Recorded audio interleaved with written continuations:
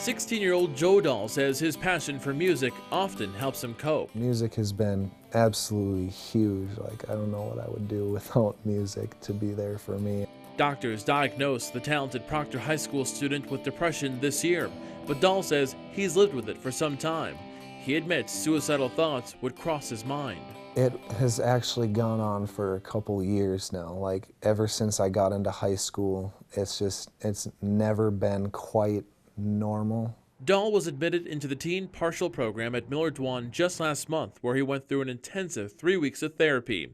He's part of a growing statistic in the Northland, often misunderstood and naked to the invisible eye. I think just because a child is having a good day at school, or because we see teenagers in high school who are seemingly having a good day, that's not necessarily meaning that they're not depressed. It's that mentality and teens like Dahl that have helped fuel the call to expand the reach of Miller-Dwan and build a new center aimed at combating the epidemic. Amberwing will be transformational care for kids and young adults. The facility will use some standard methods of psychological care, but will also introduce some innovative, holistic care to patients and their families. On the second floor, we will have Rick Gertsema recently gave us a tour of the state-of-the-art facility. more calming, more grounding, more earthy, more about peaceful and presence and healing, more of a healing environment.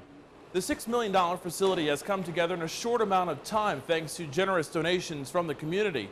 Once Amberwing is complete, it'll be able to treat up to 60 children and young adults. The non-institutional program will serve elementary, middle, and high school students, providing them with individual and group therapy along with school classes. We're unique in that we will be a partial hospital program, which means about a 15-day length of stay for our kids.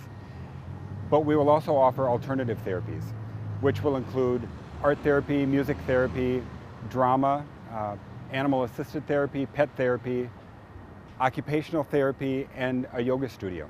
This is a spirituality center. All helping it gain national attention.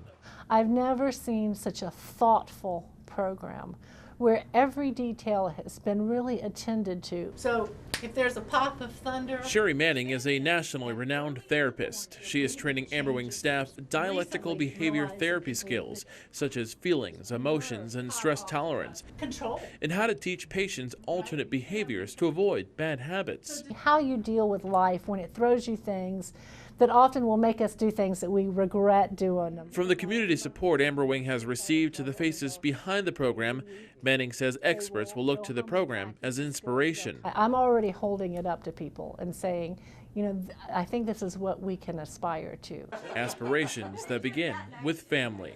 One of our missions is to not only address the depressions and the suicide and the anxiety, but how do we also get families involved in care?